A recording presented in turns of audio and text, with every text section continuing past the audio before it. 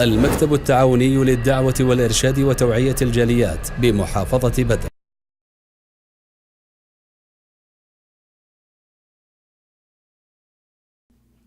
সুপ্রিয় মুসলিম ভাই বোনেরা, এই কবর হলো পরকালের প্রথম বাসস্থান।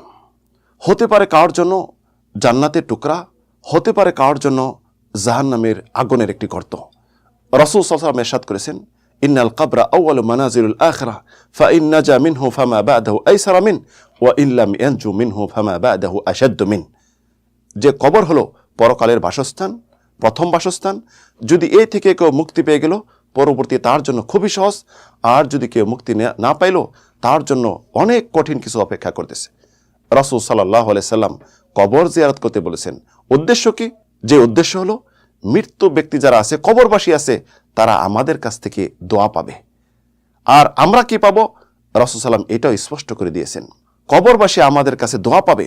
আর আমরা যেটি পাবো এটি স্পষ্ট করে দিয়েছেন যে একজন মুমিন মুসলিম যখন এই কবরে আসবে, তারা পাবে এটাই যে তাদেরকে আখিরাতের কথা স্মরণ করাই দিবে। এই কবর মৃত্যুর কথা স্মরণ করাই দিবে, চক্ষু কান্না করবে, অন্তর নরম হবে, দুর্বল হবে এবং পরকালের কাজে অগ্রগতি হবে, ইবাদতে বন্দিগিতে মন স্থির হবে। রাসূল সাল্লাল্লাহু আলাইহি ওয়াসাল্লাম বলেছেন, ফাজুরুল কুবুর ফাইন্নাহা তুযাক্কিরুল মাউত। তোমরা কবর জিয়ারত করো, কবর জিয়ারত করে মৃত্যু স্মরণ হয়। ফাজুরুল কুবুর ফাইন্নাহা তুযাক্কিরুল আখিরাহ। তোমরা কবর জিয়ারত করো, কবর জিয়ারত করলে আখিরাতের কথা স্মরণ হয়। তাহলে আমরা কবর থেকে কি পাই? আখিরাতের কথা স্মরণ, মৃত্যু স্মরণ, আর ইবাদতে আরো মগ্ন হয়, মন স্থির হয়, অন্তর প্রশান্তি আসে। এ থেকে যদি আমরা কেউ কবর জিয়ারত থেকে অন্য কিছু আশা করি, তাহলে আমরা বেদাত করব।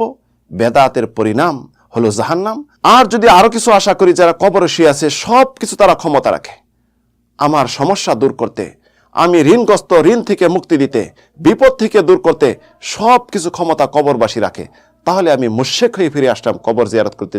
যে উদ্দেশ্য রাসূল আমাদের জন্য কবর জিয়ারত বৈধ করেছেন, সেই উদ্দেশ্য থেকে সম্পূর্ণ বঞ্চিত হয়ে মুশরিক হয়ে ফিরে আসলাম।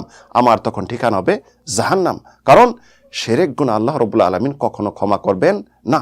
ইন্নাহু মান ইউশরিক বিল্লাহ ফাকাদ হারামাল্লাহু আলাইহিল জান্নাহ ওয়া মাওয়াহুমুন নার ওয়া মা লিযালিমিনা মিন আনসার। যারা শিরক করবে তারা জান্নাত থেকে বঞ্চিত হবে, জাহান্নাম তাদের হবে বাসস্থান।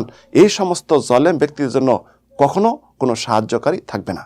তাহলে আপনি যদি সত্যিকার অর্থে মুসলিম হয়ে থাকেন, আপনি যদি আল্লাহ রাব্বুল আলামিনের একাত্মবাদের প্রতি বিশ্বাস করেন, তাহলে কবর জিয়ারত করতে যেয়ে আপনি কি মুমিন হয়ে ফিরে আসলেন না মুশরিক হয়ে ফিরে আসলেন, একটু ভাবার বিষয়।